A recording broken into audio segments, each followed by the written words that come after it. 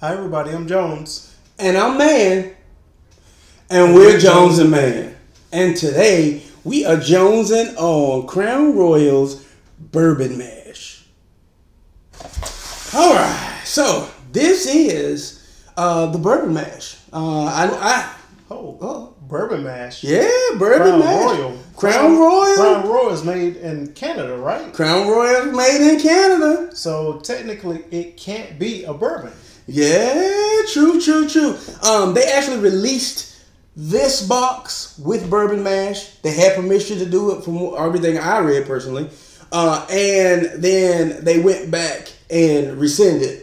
And if you'll notice at the bottom, I don't know if y'all can see this, this is not a bourbon whiskey. Now, I will say, in my travels, I got 2 bottles. Okay. Because in Florida, I was able to get a box that doesn't have that identifier. Which hopefully, I'm hoping that it's a collector's item at some point. I think I got enough stuff that I can skip drinking it.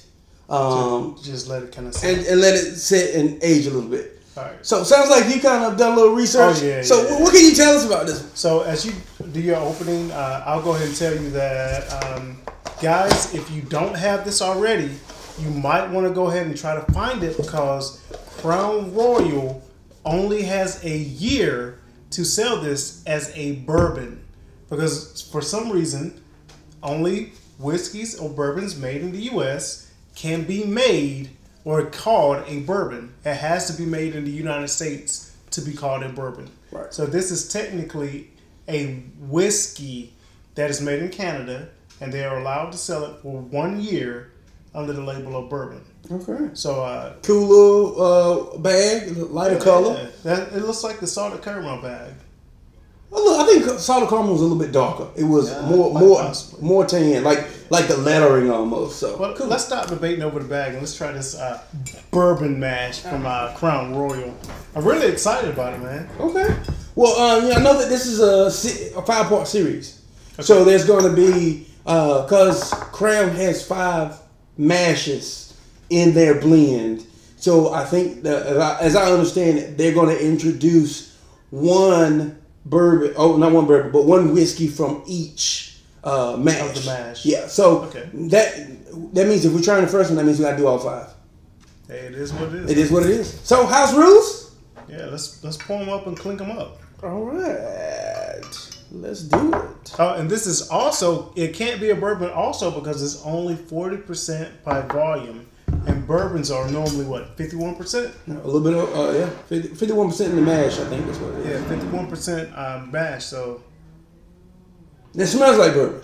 It smells like if you go to a distillery tour and you're smelling the sweetness of the mash that's in there, this is what it smells like to me. It does smell like bourbon. Yeah, so yes. clink them and drink them.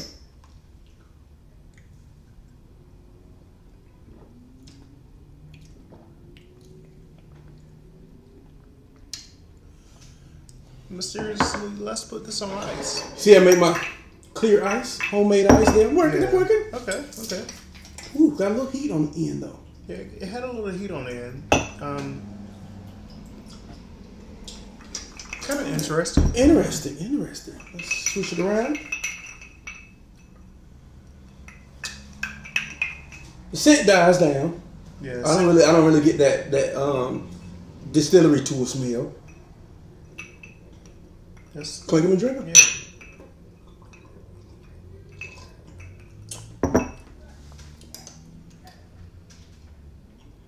Yeah. You want to go first? You know what? I will go first. Okay. And I will start mine off with saying that unfortunately, as a bourbon, because there's so many good bourbons, and it's not bad, but this is a flop. Ooh. Okay. It's mainly a flop because it doesn't have a lot of character to it. It's smooth, not sweet, but again, like it doesn't have anything to make me say, "Well, I'm going to drink this instead of Buffalo Trace or Eagle Rare." Okay. Or definitely, I would never pick this over Blanton's. Okay. So it doesn't have anything to make me stand out to say, and I'm assuming this is at least a $30 bottle. Yeah. I think it was, I'm assuming it was about at least, so much. yeah, 30. I want to say it was probably $30. Yeah, between $25 and $30. So at that range, I can get my Buffalo Trace, my Eagle Rare. 17. Is it 1792? Yeah, oh man, 1792 definitely. This is nowhere near that 1792 plateau for me. So it's a flop simply because it just doesn't have enough character to make itself stand out in a true bourbon category. Okay. I'm gonna gauge it as being a whiskey. Because it says bourbon mash, but it's technically not a bourbon. So if you gauge it as a whiskey.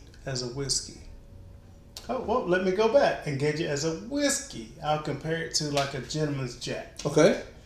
I would still say it's a flop. Okay. Only because it doesn't have Gentleman's Jack. Now, if compared to the regular Jack, the original, what I call McDonald's Jack. Mm-hmm. Black Label Jack Daniels. Yeah, Black Label Jack Daniels. It's a fair pairing, even chase, because neither of them stand out to me. Okay. But for like $25 to $35 a bottle versus I think regular Jack is like 18. 18, 20, yeah.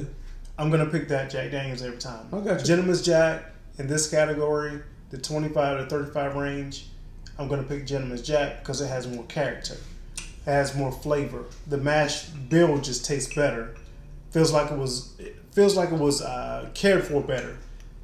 You know how you have some things that are you know how you can have one recipe of like a blueberry cobbler that you made. Mm-hmm. And then your grandma made that same blueberry cobbler that you use the exact same recipe, but it has more care and love to it. Mm-hmm. That's what I feel about this lacking the character. So this is my blueberry cobbler versus my grandma's. Mm-hmm. So, I struggle to flop it. Well, I'm on the fence. It has a more of a rye feel to me, and I don't think I really like rye.